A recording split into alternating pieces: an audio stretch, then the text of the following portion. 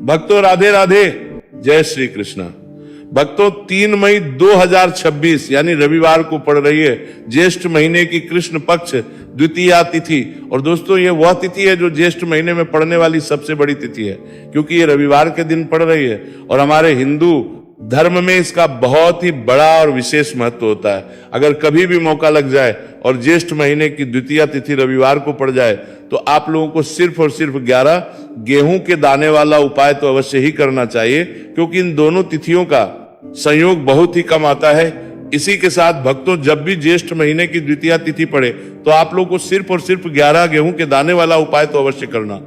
यह उपाय इतना खास है कि अगर आपने सही मुहूर्त पर सही क्रिया अनुसार 11 गेहूं के दाने वाला उपाय कर लिया, जो प्राचीन काल के समय का महा उपाय है, तो मान के चलिए भक्तों महादेव जी के आशीर्वाद से आपके जीवन का कितना ही बड़ा दुख हो उससे आपको मुक्ति मिल जाएगी। आपकी कोई भी मनोकामना हो, मान लीजिए आप नौकरी की तैयारी कर रहे थे तो आपकी नौकरी लग जाएगी, आपका बंद पड़ा व्यापार चल पड़ेगा। और भक्तों आप जिस बीमारी से आप बहुत दिनों से परेशान थे उस बीमारी से आपको मुक्ति मिल जाएगी। आपके जीवन में धन आना शुरू हो जाएगा, आपके जीवन में धन आने के नए नए रास्ते खुल जाएंगे। और मान के चलिए भक्तों फिर आपको किसी भी प्रकार की परेशानी का सामना नहीं करना पड़ेगा। इसीलिए भक्तों 3 मई रविवार के दिन आप लोगों को इस वाले उपाय को जरूर कर लेना। भले ही आपने पूरे साल भर इस उपाय को ना किया हो, पर अगर आपने इस ज्येष्ठ महीने में पड़ने वाली द्वितीय तिथि के दिन अगर इस वाले उपाय को कर लिया तो आपको इस उपाय को करने का वो फल मिलेगा जिसकी आपने कभी भी नहीं करी होगी। इसीलिए आप लोग इस गेहूं वाले उपाय को एक बार जरूर कर लेना, ताकि आप लोगों के हाथ से ये मौका ना जा सके और आपको इस उपाय को करने का फल मिल सके। भक्तों इस वीडियो को देखने के बाद इस उपाय को समझने के लिए आपको कोई और वीडियो को देखने की जरूरत नहीं पड़ेगी। तो भक्तों इस उपाय को आपको कैसे करना है, कब करना है, कहां पर करना, और उपाय को करते समय आपको किन किन गलतियों को नहीं करना है और आपको किन किन बातों का ध्यान रखना है, ये सारी जानकारी हम आपको इस वीडियो में देंगे।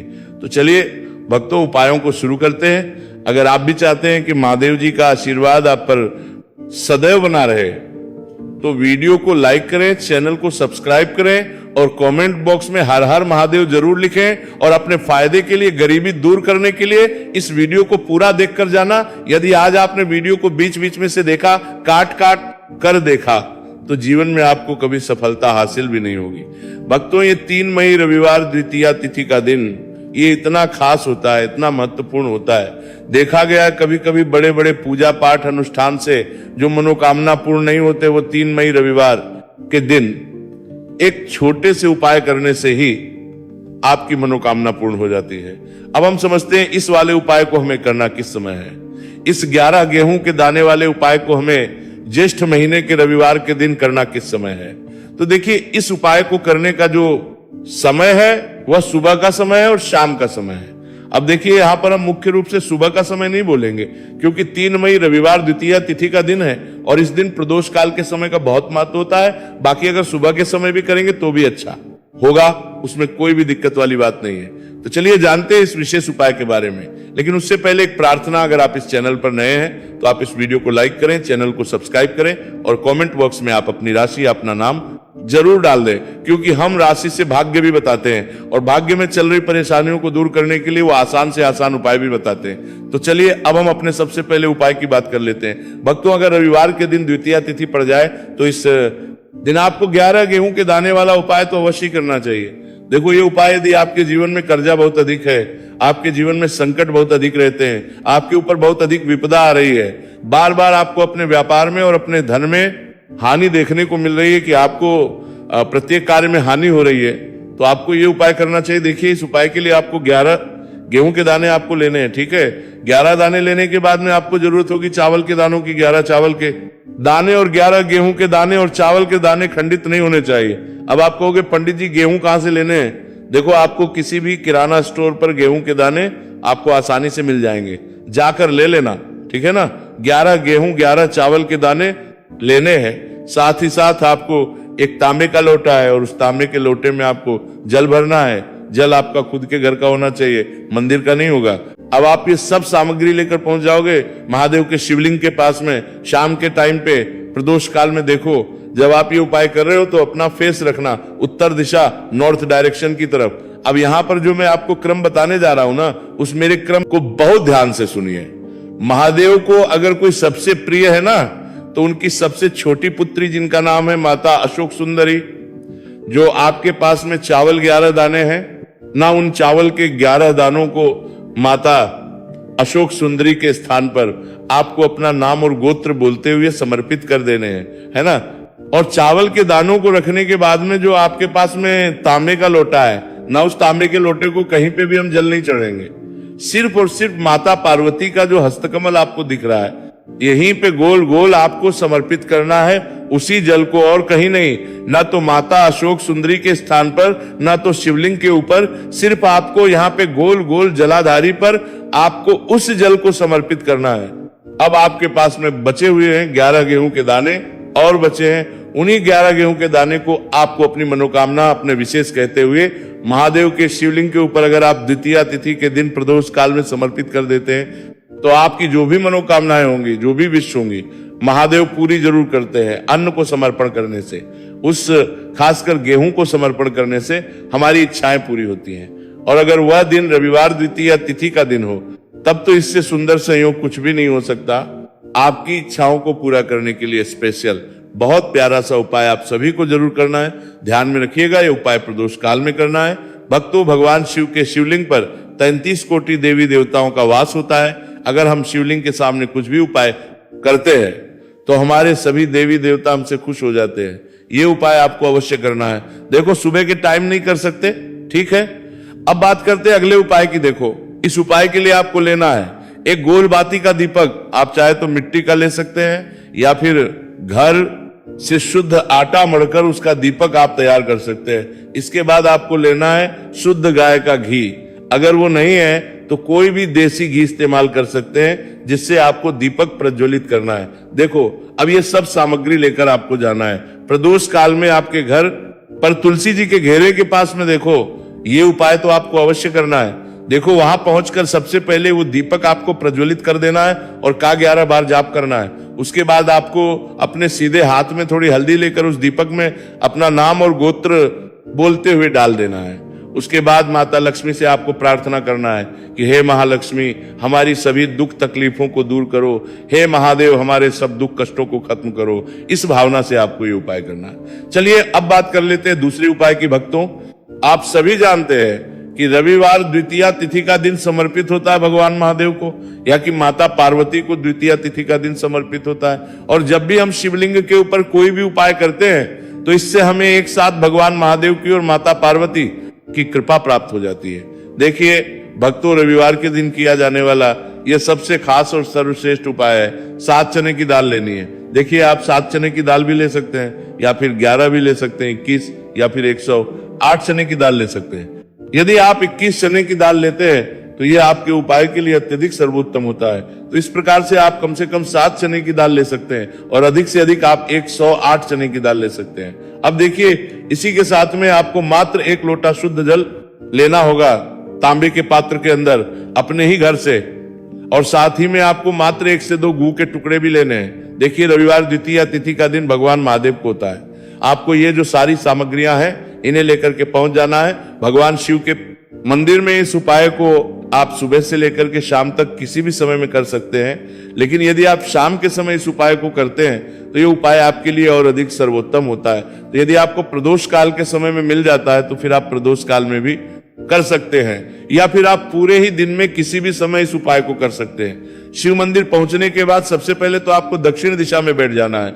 उत्तर दिशा की तरफ आपको अपना मुख कर लेना है। लेकिन यदि शिवालय में भीड़ है, शिव मंदिर में भीड़ है, तो फिर आप किसी भी दिशा में बैठकर इस उपाय को कर सकते हैं। तो देखिए, सबसे पहले आपके पास जो गुड़ के टुकड़े हैं, जो आप गुड़ के टुकड़े लेकर के आए थे, उन्हें आपको शिवलिंग के सामने ही जो आपके पास एक लोटा जल है, उस पात्र में आपको ये गुड़ के टुकड़े डाल देना है। इसी के साथ में आप जो चने की दाल लेकर के थे, चाहे आप 7 चने की दाल लेकर के आए, 11-21, जितने भी आप चने की दाल लेकर के आए हैं, इस चने की दाल के ऊपर आपको जो आपके पास गुड़ वाला जल आपने तैयार किया है, इसमें से थोड़ा सा जल आपको इस चने की दाल पर डाल लेना है। अब देखिए, आपके पास जो गुड़ वाला जल है, इसमें से सबसे पहले थोड़ा सा जल आपको श्री गणेश जी वाले स्थान पर समर्पित कर देना है। श्री शिवाय नमस्तुभयम इस मंत्र का जाप करते हुए फिर थोड़ा सा जल आपको श्री कार्तिकेय जी वाले स्थान पर समर्पित करना है। श्री शिवाय नमस्तुभयम इस मंत्र का जाप करते हुए फिर थोड़ा सा जल आपको माता अशोक सुंदरी वाले स्थान पर भी समर्पित करना है। श्री शिवाय नमस्तुभयम इस मंत्र का जाप करते हुए फिर थोड़ा सा जल आपको माता पार्वती के हस्त कमल पर समर्पित करना है और आपको श्री शिवाय नमस्तुभयम इस मंत्र का जाप कर लेना है। अब देखिए भक्तों, आपके पास जो सा जल और शेष बचेगा इसमें से आपको केवल थोड़ा सा जल शिवलिंग पर अर्पित कर देना है और अंत में आपको उस पात्र में थोड़ा सा जल और शेष बचाना है। पूरा जल आपको शिवलिंग पर अर्पित नहीं करना है, अंत में आपको थोड़ा सा जल और शेष बचाना है। अब देखिए, आप जितनी भी चने की दाल लेकर के आए हैं, अगर आप 7 चने की दाल लेकर के आए हैं तो आपको 7 बार श्री शिवाय नमस्तुभयम इस मंत्र का स्मरण कर लें। यदि 11 चने की दाल लेकर के आए हैं तो फिर आपको 11 बार इस मंत्र का जाप करना है। जितनी भी चने की दाल लेकर के आए हैं उतनी बार आपको श्री शिवाय नमस्तुभयम इस मंत्र का जाप करना है और फिर आपको ये जो चने की दाल है इसे शिवलिंग के ऊपर ही समर्पित कर देनी है। लेकिन आपको ये चने की दाल बृहस्पतिश्वर महादेव का स्मरण करते हुए ही शिवलिंग पर अर्पित कर देनी है और आपको अपनी मनोकामना को भी बोल देनी है। आप जो भी मनोकामना है, चाहे वह धन प्राप्ति को लेकर हो, नौकरी से संबंधित हो, विवाह से संबंधित हो या फिर आपके मकान जमीन जायदाद से संबंधित हो, चाहे ग्राहकलेस से संबंधित हो या फिर किसी भी प्रकार की जो मनोकामना है उसे आपको बृहस्पतिश्वर महादेव से परिपूर्ण करने की प्रार्थना कर लेनी है। और इसके बाद आपके पास जो पात्र के अंदर थोड़ा सा से जल और बचा हुआ था इसे भी आपको धीरे धीरे भगवान शिव की पर ही अर्पित कर देना होगा। श्री शिवाय नमस्तुभयम इस मंत्र का जाप करते हुए भक्तों, ज्येष्ठ महीने का रविवार द्वितीया तिथि को जो भी व्यक्ति इस प्रकार से यह चमत्कारिक उपाय कर लेता है तो उसकी जो मनोकामना है वो भगवान लक्ष्मी नारायण की कृपा से तथा महादेव की कृपा से बहुत ही जल्द परिपूर्ण हो जाती है। बात करते हैं अगले उपाय की। देखो, इस उपाय के लिए आपको मात्र 2 लौंग लेनी होगी या कि आपको लौंग का जोड़ा लेना है। 2 फूल वाली आपको लौंग लेनी है। लौंग का जोड़ा कहीं से भी खंडित नहीं होना चाहिए, इस बात का ध्यान रखें। इसी के साथ में आपको लेना होगा लाल चंदन का पाउडर। देखिए, यदि आपके पास लाल चंदन की लकड़ी है तो उसे घिसकर भी आप चंदन के रूप में प्रयोग कर सकते हैं। यदि पाउडर है तो उसका भी आप अपने उपाय के लिए प्रयोग कर सकते हैं। देखिए, चंदन जो है वो तेज का प्रतीक माना गया है और साथ ही साथ जीवन के अंधकार को दूर करने का प्रतीक माना गया है। अब इसी के साथ में आपको मात्र एक तांबे के पात्र के अंदर शुद्ध जल लेना होगा अपने घर से। अब भक्तों, ये तीनों सामग्री लेकर के सीधे आपको पहुंच जाना होगा भगवान शिव के मंदिर में। देखिए, इसी के साथ में आपको एक गोलबाती का दीपक भी लेना होगा। दीपक आप मिट्टी का भी ले सकते हैं, शुद्ध आटा मढ़कर उसका भी तैयार कर सकते हैं और दीपक में आप शुद्ध घी का प्रयोग करना है। लेकिन जैसे ही आप इन सभी सामग्रियों को मंदिर में लेकर के पहुंचेंगे, मंदिर में जैसे ही आप चौखट के वहां पर पहुंचेंगे तो मंदिर की चौखट के सीधे तरफ आप जो अपने साथ एक गोलबाती का दीपक लेकर के आए हैं उसे आपको सबसे पहले तो प्रज्वलित कर देना है। यानी कि जैसे ही आप मंदिर की चौखट के वहां पर प्रवेश करते हैं तो उसके सीधे तरफ आपको ये गोलबाती का दीपक प्रज्वलित कर देना है। अब देखिए, जैसे ही ये दीपक प्रज्वलित करेंगे तो आपकी जो भी मनोकामना है उससे आपको बोल देना है। आप इस दीपक को इस प्रकार से प्रज्वलित करने के बाद इन सभी सामग्रियों को शिवलिंग के पास में लेकर पहुंच जाना है। अब देखिए भक्तों, आपके पास जो एक तांबे के पात्र के अंदर शुद्ध जल है उसमें से आपको केवल आधा लोटा जल ही भगवान शिव के शिवलिंग पर अर्पित करना है। आधा लोटा जल आपको उसी पत्र के अंदर बचा लेना है। अब भक्तों पास जो 2 लौंग है यानी कि लौंग का जोड़ा है उससे आपको अपना नाम और अपने गोत्र को बोलते हुए आपकी जो भी समस्या चल रही है, आपके जीवन में जो भी परेशानी उत्पन्न हो रही है उन्हें आपको बोल देना है। और ये जो लौंग का जोड़ा है इसे आपको भगवान शिव के शिवलिंग पर अर्पित कर देना है। जैसे आप ये 2 लौंग शिवलिंग पर चढ़ाएंगे तो अपना हाथ जो है वहां पर आपको रखना है और महादेव से आपको करनी है कि मेरे जीवन की ये जो परेशानियां हैं ये सभी दूर हो जाए। यानी कि आपके जीवन में धन की संबंधित परेशानी चल रही है, कर्ज की समस्या चल रही है, बच्चों का पढ़ाई लिखाई में मन नहीं लग पा रहा है, घर के जो आर्थिक संकट है वो सभी दूर हो, व्यापार आपका ढंग से नहीं चल पा रहा है, घर में रोग की स्थिति बनी हुई है। यानी कि जिस भी प्रकार की आपकी समस्याएं हैं उसे आपको बोल देना है और महादेव से इन सभी समस्याओं को दूर करने के लिए आपको प्रार्थना कर लेनी है। अब देखिए भक्तों, आपने जो 2 लौंग शिवलिंग पर समर्पित की थी, उससे आपको वहां से उठा लेना है और इन दोनों लौंग को आपको शिवलिंग से उठा करके सीधे उससे जल के पात्र के अंदर डाल देना है। यानी कि अपने आधा लोटा जल और बचाया हुआ था उसी के अंदर आपको ये 2 लौंग डाल देनी है। और साथ में आप जो लाल चंदन ले आए थे, उस लाल चंदन को भी आपको उसी पात्र के अंदर डाल देना है। यानी कि आधा लोटा जल और बचा हुआ है, तो उसी आधे लोटे जल के अंदर आपको ये लाल चंदन भी डाल देना है। अब देखिए इस आधे लोटे जल में है जिसमें अपने 2 लौंग डाली है, लाल चंदन डाला है, उसे सीधे लेकर के आपको पहुंचना है बेलपत्र के वृक्ष के वहां पर। देखिए बेलपत्र का वृक्ष यदि आपके घर पर है तो वहां पर आपको आ जाना है, आपके घर के पास कहीं भी है तो वहां पर आपको पहुंच जाना है। और उसके बाद आपका जो मुख है वह दिशा की ओर होना चाहिए और उसके बाद आपको अपना नाम और अपने गोत्र को बोलना है और पुनः अपने जो भी परेशानियां शिवलिंग के पास में बोली थी उन्हें आपको वापस से बेलपत्र के वहां पर भी बोल देनी है। और ये जो आधा लोटा जल और है, इससे आपको पूरा बेलपत्र के वृक्ष की जड़ में श्री शिवाय नमस्तुभयम इस मंत्र का जाप करते हुए समर्पित कर देना है। तो बस इतना सा उपाय आपको करना है। जो भी आपकी परेशानी है, समस्या है, उससे महादेव निश्चित ही दूर करेंगे।